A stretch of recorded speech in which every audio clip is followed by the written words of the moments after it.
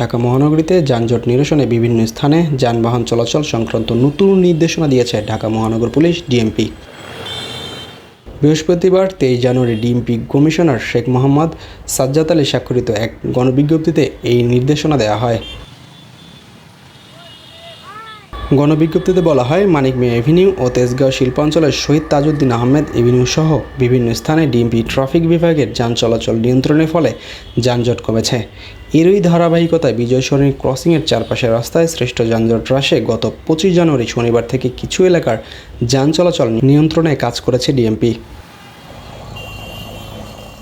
বিজ্ঞপ্তিতে উল্লেখ করা হয়, জাহাঙ্গীর গেট থেকে আসা মোহাম্মদপুর, ধানমন্ডি, খেজুরবাগান, মানিক মিয়া এভিনিউ অভিমুখে যানবাহন বিজয় সরণিতে ডানে মোড় নিতে পারবে না। সব যানবাহন প্রধান উপদেষ্টার কার্যালয়ের গেটে আগে ডানে মোড় নিয়ে আগারগাঁও লিংক রোড হয়ে বিআইসিসি মোড় অথবা আগারগাঁও ক্রসিং হয়ে গন্তব্যে যাবে। হঠাৎ এমন সিদ্ধান্তে বিপাকে পড়েছেন অনেকে এবং অনেকে এমন সিদ্ধান্তকে সাধুবাদও জানিয়েছেন।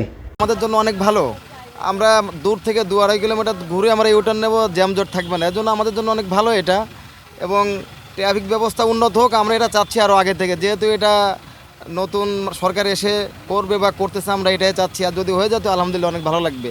এটা ফলপ্রসূ তো জাস্ট শুরু করছে, এটা অন্তত পক্ষে এক সপ্তাহ দেখতে হবে যে জনগণের পক্ষে ওটা ভালো হয়েছে না খারাপ হয়েছে। এটা তো এখন আমি বলতে পারবো না, কিছু বলা যাবে কিছু, অন্তত এক সপ্তাহ আপনার ওয়েট করতে হবে যে এটা আমাদের জন্য ভালো হয়েছে না খারাপ হয়েছে।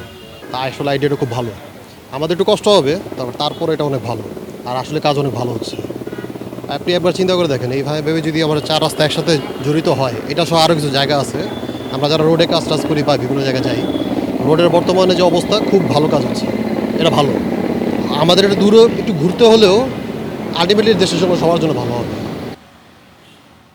আগারগাঁও সিগন্যালের দায়িত্বরত কর্মকর্তা বার্তা 24-কে জানান, আমাদের পাবলিক যাদের জন্য আমরা এটা করছি তাদের তথ্য না জানার কারণে অনেক সমস্যার সৃষ্টি হচ্ছে। দেখেন, প্রিন্ট মিডিয়া, ইলেকট্রনিক মিডিয়া, সব মিডিয়ায় কিন্তু মাননীয় কমিশনার স্যারের যে বার্তা এটা দেওয়া আছে।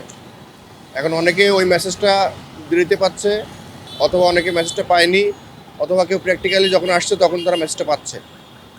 যারা প্র্যাকটিক্যালি মেসেজটা এখানে এসে পাচ্ছে তাদের ক্ষেত্রে যারা রাইট টার্ন করার কথা ছিল উত্তর দিক থেকে এসে, মোটামুটি তারাও যে শোনার জন্য যে কেন যেতে পারবো না বা কোন দিক দিয়ে ঘুরে আসবো, এই কথাগুলো জানার জন্য যে সময়টুকু, এই সময়টুকুর কারণে একটু পিছনে জ্যাম বলেন বা গাড়ির চাপ বলেন বা গাড়ির গতি ধীর বলেন, এরকম হচ্ছে। কিন্তু সাধারণ পাবলিক যাদের জন্য এই ব্যবস্থা গ্রহণ করা হয়েছে, যাদের ভালোর জন্য, এই মেসেজটা তারা যখন জেনে যাবে 100%, তখন এই সমস্যাগুলো থাকবে না। বুলবুল হোসাইন, বার্তা 24, ঢাকা।